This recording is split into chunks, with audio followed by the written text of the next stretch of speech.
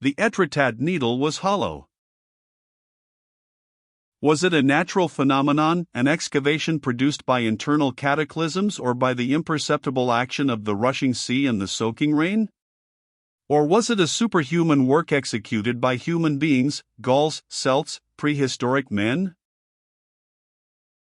These, no doubt, were insoluble questions, and what did it matter? The essence of the thing was contained in this fact: the needle was hollow. At 40 or 50 yards from that imposing arch which is called the Porte-Diable and which shoots out from the top of the cliff, like the colossal branch of a tree, to take root in the submerged rocks, stands an immense limestone cone, and this cone is no more than the shell of a pointed cap poised upon the empty waters. A prodigious revelation. After Lupin, here was Beautrelet discovering the key to the great riddle that had loomed over more than 20 centuries.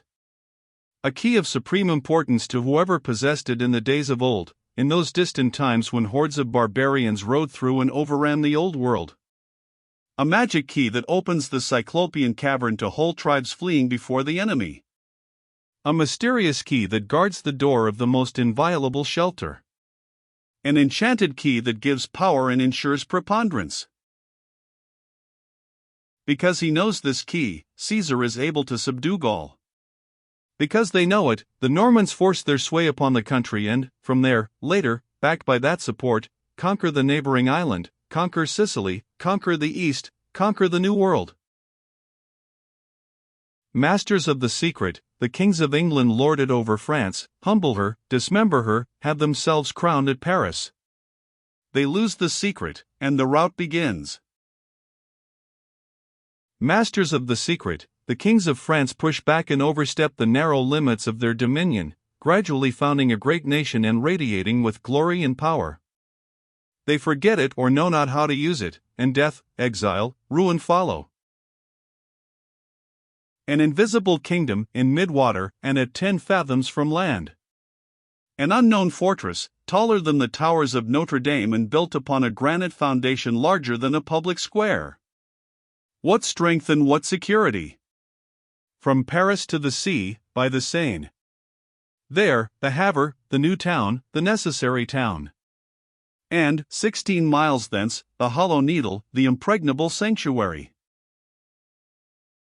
It is a sanctuary and also a stupendous hiding place. All the treasures of the kings, increasing from century to century, all the gold of France, all that they extort from the people, all that they snatch from the clergy, all the booty gathered on the battlefields of Europe lie heaped up in the royal cave. Old Merovingian gold sous, glittering crown pieces, doubloons, ducats, florins, guineas, and the precious stones and the diamonds, and all the jewels and all the ornaments, everything is there. Who could discover it? Who could ever learn the impenetrable secret of the needle? Nobody. And Lupin becomes that sort of really disproportionate being whom we know, that miracle incapable of explanation so long as the truth remains in the shadow. Infinite though the resources of his genius be, they cannot suffice for the mad struggle which he maintains against society. He needs other, more material resources. He needs a sure place of retreat, he needs the certainty of impunity, the peace that allows of the execution of his plans. Without the Hollow Needle, Lupin is incomprehensible, a myth, a character in a novel, having no connection with reality. Master of the secret, and of such a secret, he becomes simply a man like another, but gifted with the power of wielding in a superior manner the extraordinary weapon with which destiny has endowed him. So the needle was hollow. It remained to discover how one obtained access to it. From the sea, obviously. There must be, on the side of the offing, some fissure where boats could land at certain hours of the tide. But on the side of the land? Beautrelet lay until 10 o'clock at night hanging over the precipice, with his eyes riveted on the shadowy mass formed by the pyramid, thinking and pondering with all the concentrated effort of his mind. Then he went down to Etretat, selected the cheapest hotel, dined, went up to his room and unfolded the document. It was the merest child's play to him now to establish its exact meaning. He at once saw that the three vowels of the word Etretat occurred in the first line, in their proper order and at the necessary intervals. This first line now read as follows: E. A. Etretat. A. What words could come before Etretat? Words, no doubt, that referred to the position of the needle with regard to the town. Now the needle stood on the left. On the west, he ransacked his memory and, recollecting that westerly winds are called vents diable on the coast and that the nearest port was known as the Port Diable, he wrote down An Avel d'Etretat. A. The second line was that containing the word demoiselles and, at once seeing, in front of that word, the series of all the vowels that form part of the words La Chambre de, he noted the two phrases An Avel d'Etretat. La Chambre de Demoiselles. The third line gave him more trouble, and it was not until some groping that, remembering the position, near the Chambre de Demoiselles, of the Fort de Fréfossé, he ended by almost completely reconstructing the document. An Avel d'Etretat. La Chambre de Demoiselles. Sous le Fort de Fréfossé. L'Aiguille Creuse. These were the four great formulas, the essential and general formulas which you had to know. By means of them, you turned an Avel, that is to say, below or west of Etretat, entered the Chambre des Demoiselles, in all probability passed under Fort Fréfossé and thus arrived at the needle. How? By means of the indications and measurements that constituted the fourth line. Illustration. These were evidently the more special formulas to enable you to find the outlet through which you made your way in the road that led to the needle. Beautrelet at once presumed, and his surmise was no more than the logical consequence of the document, that, if there really was a direct communication between the land and the obelisk of the needle, the underground passage must start from the Chambre des Demoiselles, pass under Fort Fréfossé, descend perpendicularly the 300 feet of cliff and, by means of a tunnel contrived under the rocks of the sea, end at the hollow needle. Which was the entrance to the underground passage? Did not the two letters D and F, so plainly cut, point to it and admit to it, with the aid, perhaps, of some ingenious piece of mechanism?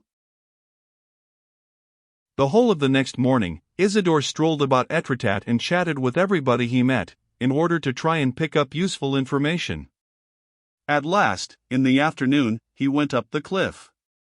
Disguised as a sailor, he had made himself still younger and, in a pair of trousers too short for him and a fishing jersey, he looked a mere scapegrace of 12 or 13. As soon as he entered the cave, he knelt down before the letters. Here a disappointment awaited him. It was no use his striking them, pushing them, manipulating them in every way, they refused to move. And it was not long, in fact, before he became aware that they were really unable to move and that, therefore, they controlled no mechanism. And yet they must mean something. Inquiries which he had made in the village went to show that no one had ever been able to explain their existence and that the Abbé Cochet, in his valuable little book on Etretat, 8, had also tried in vain to solve this little puzzle.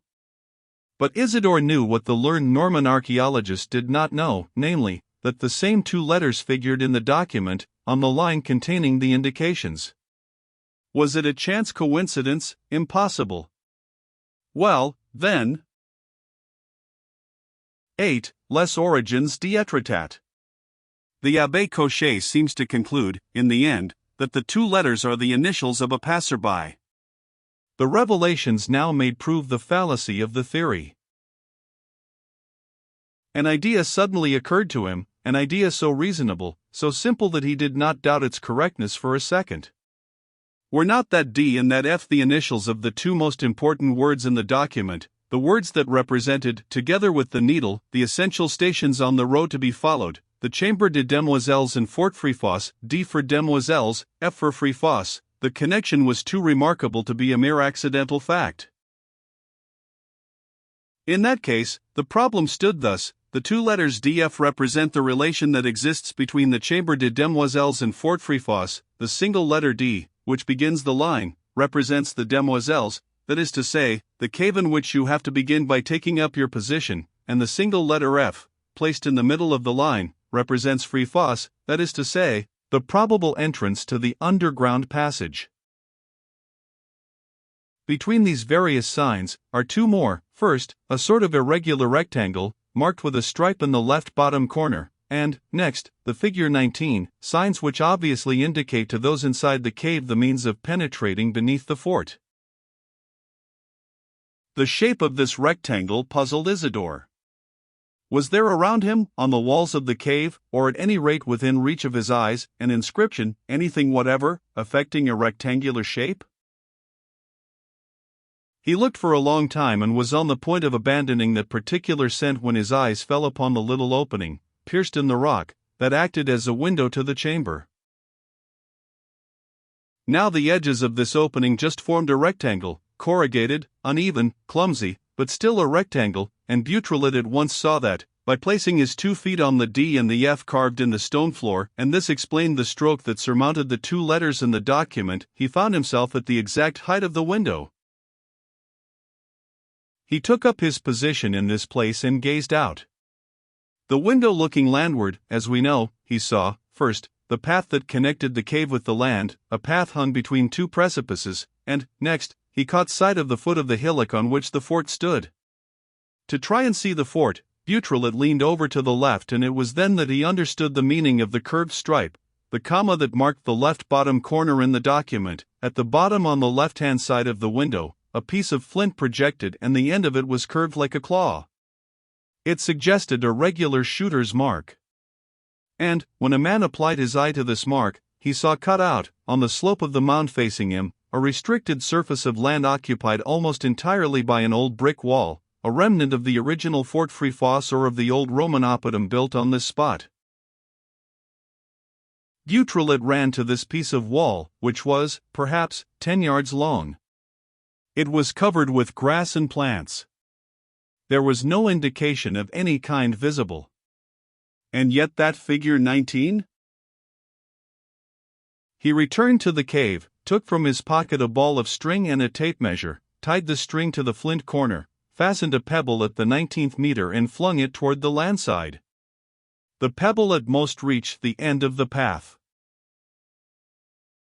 Idiot that I am, thought Beautrelet. Who reckoned by meters in those days? The figure 19 means 19 fathoms, 9, or nothing. 9, the toys, or fathom, measured 1.949 meters. Translator's note. Having made the calculation, he ran out the twine, made a knot and felt about on the piece of wall for the exact and necessarily one point at which the knot, formed at 37 meters from the window of the Demoiselles, should touch the Fréfossé wall. In a few moments, the point of contact was established. With his free hand, he moved aside the leaves of mullein that had grown in the interstices. A cry escaped him. The knot, which he held pressed down with his forefinger, was in the center of a little cross carved in relief on a brick. And the sign that followed on the figure 19 in the document was a cross. It needed all his willpower to control the excitement with which he was overcome. Hurriedly, with convulsive fingers, he clutched the cross and, pressing upon it, turned it as he would have turned the spokes of a wheel. The brick heaved. He redoubled his effort, it moved no further. Then, without turning, he pressed harder. He at once felt the brick give way. And, suddenly, there was the click of a bolt that is released, the sound of a lock opening and, on the right of the brick, to the width of about a yard, the wall swung round on a pivot and revealed the orifice of an underground passage. Like a madman, Beautrelet seized the iron door in which the bricks were sealed, pulled it back, violently, and closed it. Astonishment, delight, the fear of being surprised convulsed his face so as to render it unrecognizable. He beheld the awful vision of all that had happened there, in front of that door, during 20 centuries, of all those people, initiated into the great secret, who had penetrated through that issue, Celts, Gauls, Romans, Normans, Englishmen, Frenchmen, barons, dukes, kings, and, after all of them, Arsène Lupin, and, after Lupin, himself, Beautrelet. He felt that his brain was slipping away from him. His eyelids fluttered. He fell fainting and rolled to the bottom of the slope, to the very edge of the precipice. His task was done, at least the task which he was able to accomplish alone, with his unaided resources. That evening, he wrote a long letter to the chief of the detective service, giving a faithful account of the results of his investigations and revealing the secret of the Hollow Needle. He asked for assistance to complete his work and gave his address. While waiting for the reply, he spent 2 consecutive nights in the chamber des demoiselles. He spent them overcome with fear, his nerves shaken with a terror which was increased by the sounds of the night. At every moment, he thought he saw shadows approach in his direction. People knew of his presence in the cave, they were coming, they were murdering him. His eyes, however, staring madly before them, sustained by all the power of his will, clung to the piece of wall. On the first night, nothing stirred, but, on the second, by the light of the stars and a slender crescent moon, he saw the door open and figures emerge from the darkness. He counted 2, 3, 4, 5 of them. It seemed to him that those 5 men were carrying fairly large loads. He followed them for a little way. They cut straight across the fields to the Havre road, and he heard the sound of a motor car driving away. He retraced his steps, skirting a big farm. But, at the turn of the road that ran beside it, he had only just time to scramble up a slope and hide behind some trees. More men passed, 4, 5 men, all carrying packages. And, 2 minutes later, another motor snorted. This time, he had not the strength to return to his post, and he went back to bed. When he woke and had finished dressing, the hotel waiter brought him a letter. He opened it. It contained Ganimard's card. At last, cried Beautrelet, who, after so hard a campaign, was really feeling the need of a comrade in arms. He ran downstairs with outstretched hands. Ganimard took them, looked at him for a moment and said, "You're a fine fellow, my lad." "Pooh," he said. "Luck has served me." "There's no such thing as luck with him," declared the inspector, who always spoke of Lupin in a solemn tone and without mentioning his name. He sat down. "So we've got him." "Just as we've had him 20 times over," said Beautrelet, laughing. "Yes, but today. Today, of course, the case is different. We know his retreat, his stronghold, which means, when all is said, that Lupin is Lupin. He can escape.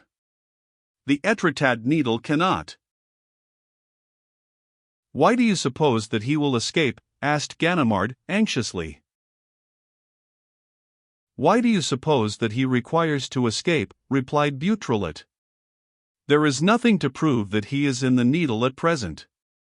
Last night, 11 of his men left it. He may be one of the 11. Ganimard reflected. "You are right. The great thing is the Hollow Needle. For the rest, let us hope that chance will favor us. And now, let us talk." He resumed his serious voice, his self-important air, and said, "My dear Beautrelet, I have orders to recommend you to observe the most absolute discretion in regard to this matter." "Orders from whom?" asked Beautrelet, jestingly. "The prefect of police?" "Higher than that." "The Prime Minister?" "Higher." "Phew!" Ganimard lowered his voice. Butrelet, I was at the Élysée last night. They look upon this matter as a state secret of the utmost gravity. There are serious reasons for concealing the existence of this citadel, reasons of military strategy, in particular.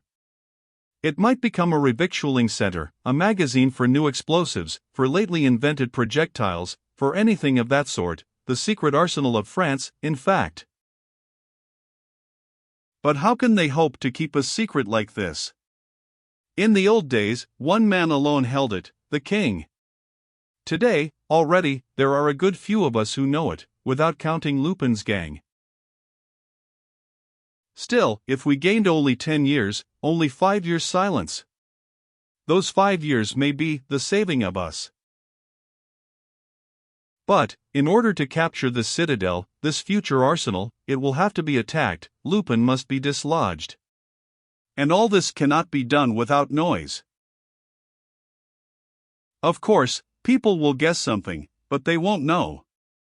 Besides, we can but try. All right. What's your plan? Here it is, in 2 words. To begin with, you are not Isidore Butrelet, and there's no question of Arsène Lupin either. You are and you remain a small boy of Étretat, who, while strolling about the place, caught some fellows coming out of an underground passage. This makes you suspect the existence of a flight of steps which cuts through the cliff from top to bottom. Yes, there are several of those flights of steps along the coast. For instance, to the right of Étretat, opposite Benouville, they showed me the Devil's Staircase, which every bather knows. And I say nothing of the 3 or 4 tunnels used by the fishermen. So you will guide me and one half of my men. I shall enter alone, or accompanied, that remains to be seen. This much is certain, that the attack must be delivered that way. If Lupin is not in the Needle, we shall fix up a trap in which he will be caught sooner or later. If he is there. If he is there, he will escape from the Needle by the other side, the side overlooking the sea. In that case, he will at once be arrested by the other half of my men. Yes, but if, as I presume, you choose a moment when the sea is at low ebb, leaving the base of the Needle uncovered, the chase will be public, because it will take place before all the men and women fishing for mussels, shrimps, and shellfish who swarm on the rocks roundabout. That is why I just mean to select the time when the sea is full. In that case, he will make off in a boat. Ah, but I shall have a dozen fishing smacks, each of which will be commanded by one of my men, and we shall collar him. If he doesn't slip through your dozen smacks, like a fish through the meshes. All right, then I'll sink him. The devil you will. Shall you have guns? Why, of course. There's a torpedo boat at the Havre at this moment. A telegram from me will bring her to the Needle at the appointed hour. How proud Lupin will be. A torpedo boat. Well, Emmy Ganimard, I see that you have provided for everything. We have only to go ahead. When do we deliver the assault? Tomorrow. At night? No, by daylight, at the flood tide, as the clock strikes 10 in the morning. Capital. Under his show of gaiety, Butrelet concealed a real anguish of mind. He did not sleep until the morning, but lay pondering over the most impracticable schemes, one after the other. Ganimard had left him in order to go to a port, 6 or 7 miles from Étretat, where, for prudence's sake, he had told his men to meet him, and where he chartered 12 fishing smacks, with the ostensible object of taking soundings along the coast. At 9:45, escorted by a body of 12 stalwart men, he met Isidore at the foot of the road that goes up the cliff. At 10 o'clock exactly, they reached the skirt of wall. It was the decisive moment. At 10 o'clock exactly. Why, what's the matter with you, Beautrelet? Jeered Ganimard. You're quite green in the face. It's as well you can't see yourself, Ganimard, the boy retorted. One would think your last hour had come. They both had to sit down and Ganimard swallowed a few mouthfuls of rum. It's not funk, he said, but, by Jove, this is an exciting business. Each time that I'm on the point of catching him, it takes me like that in the pit of the stomach. A dram of rum? No. And if you drop behind? That will mean that I'm dead. Brrrr. However, we'll see. And now, open, sesame. No danger of our being observed, I suppose? No. The needle is not so high as the cliff, and, besides, there's a bend in the ground where we are. Beautrelet went to the wall and pressed upon the brick. The bolt was released and the underground passage came in sight. By the gleam of the lanterns which they lit, they saw that it was cut in the shape of a vault and that both the vaulting and the floor itself were entirely covered with bricks. They walked for a few seconds and, suddenly, a staircase appeared. Beautrelet counted 45 brick steps, which the slow action of many footsteps had worn away in the middle. Blow, said Ganimard, holding his head and stopping suddenly, as though he had knocked against something. What is it? A door. Bother, muttered Beautrelet, looking at it. And not an easy one to break down either. It's just a solid block of iron. We are done, said Ganimard. There's not even a lock to it. Exactly. That's what gives me hope. Why? A door is made to open, and, as this one has no lock, that means that there is a secret way of opening it. And, as we don't know the secret, I shall know it in a minute. How? By means of the document. The fourth line has no other object but to solve each difficulty as and when it crops up. And the solution is comparatively easy, because it's not written with a view to throwing searchers off the scent, but to assisting them. Comparatively easy. I don't agree with you, cried Ganimard, who had unfolded the document. The number 44 and a triangle with a dot in it, that doesn't tell us much. Yes, it does. Look at the door. You see it's strengthened, at each corner, with a triangular slab of iron, and the slabs are fixed with big nails. Take the left-hand bottom slab and work the nail in the corner. I'll lay 10 to 1 we've hit the mark. You've lost your bet, said Ganimard, after trying. Then the figure 44 must mean. In a low voice, reflecting as he spoke, Beautrelet continued. Let me see. Ganimard and I are both standing on the bottom step of the staircase. There are 45. Why 45, when the figure in the document is 44? A coincidence? No. In all this business, there is no such thing as a coincidence, at least not an involuntary one. Ganimard, be so good as to move one step higher up. That's it, don't leave this 44th step. And now I will work the iron nail. And the trick's done, or I'll eat my boots.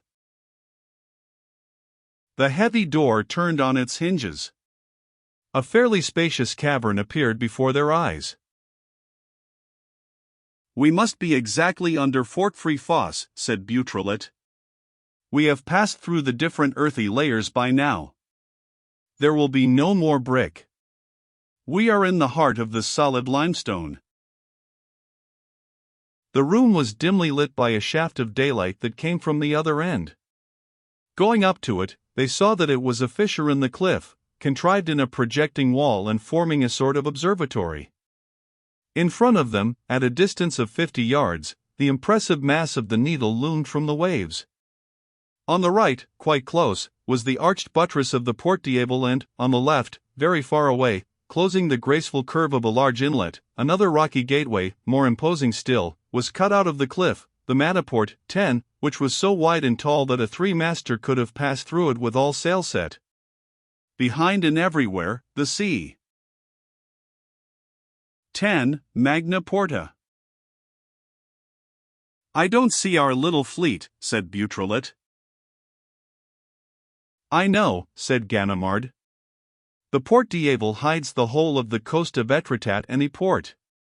But look, over there, in the offing, that black line, level with the water. Well,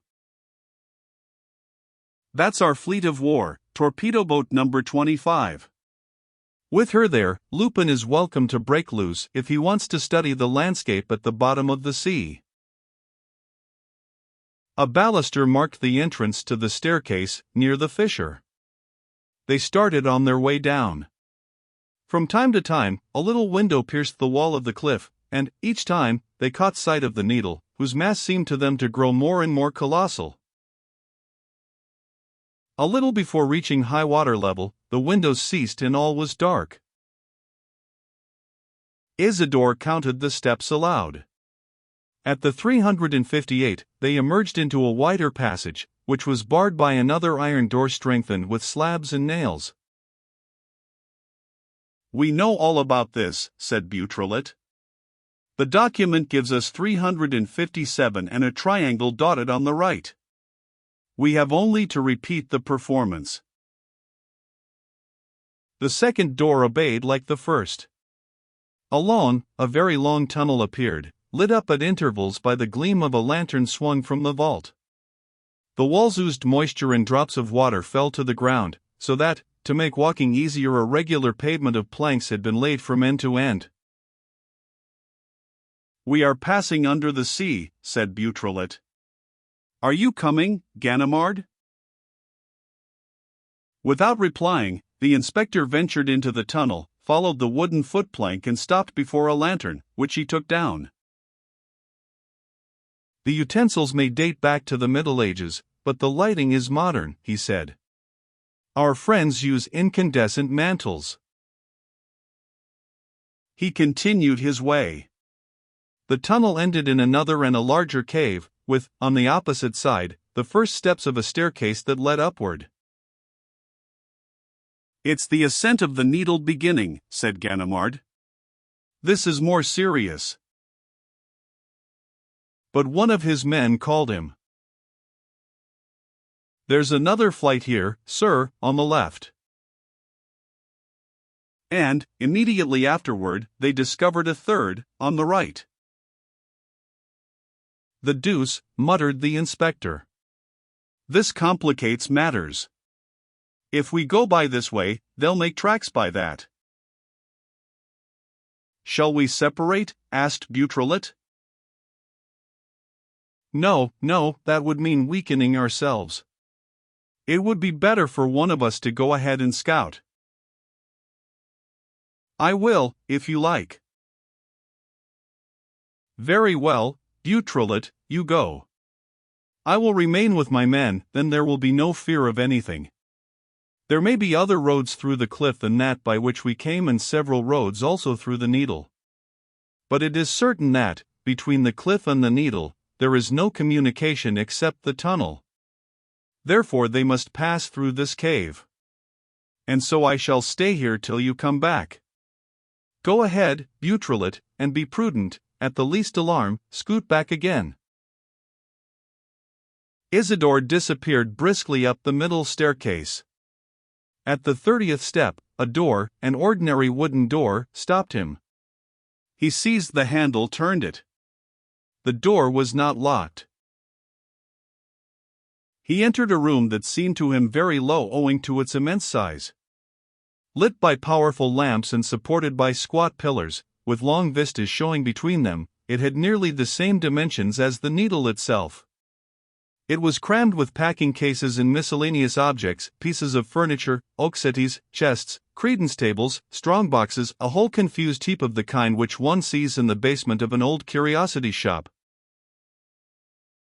On his right and left, Beautrelet perceived the wells of 2 staircases, the same, no doubt, that started from the cave below.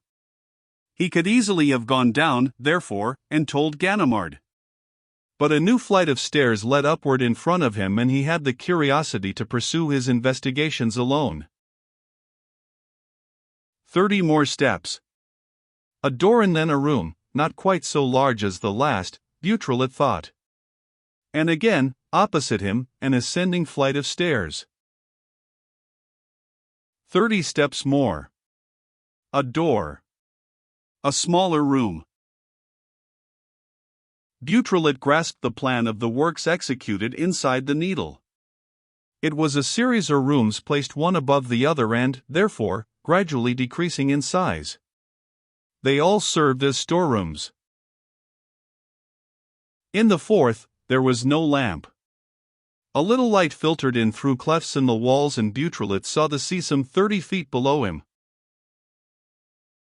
At that moment, he felt himself so far from Ganimard that a certain anguish began to take hold of him, and he had to master his nerves lest he should take to his heels. No danger threatened him, however, and the silence around him was even so great that he asked himself whether the whole Needle had not been abandoned by Lupin and his confederates. "I shall not go beyond the next floor," he said to himself. 30 stairs again and a door. This door was lighter in construction and modern in appearance. He pushed it open gently, quite prepared for flight. There was no one there. But the room differed from the others in its purpose. There were hangings on the walls, rugs on the floor. 2 magnificent sideboards, laden with gold and silver plate, stood facing each other. The little windows contrived in the deep, narrow cleft were furnished with glass panes. In the middle of the room was a richly decked table, with a lace-edged cloth, dishes of fruits and cakes, champagne and decanters and flowers, heaps of flowers. 3 places were laid around the table. Beautrelet walked up. On the napkins were cards with the names of the party. He read first: Arsène Lupin. Madame Arsène Lupin. He took up the 3rd card and started back with surprise. It bore his own name. Isidore Beautrelet.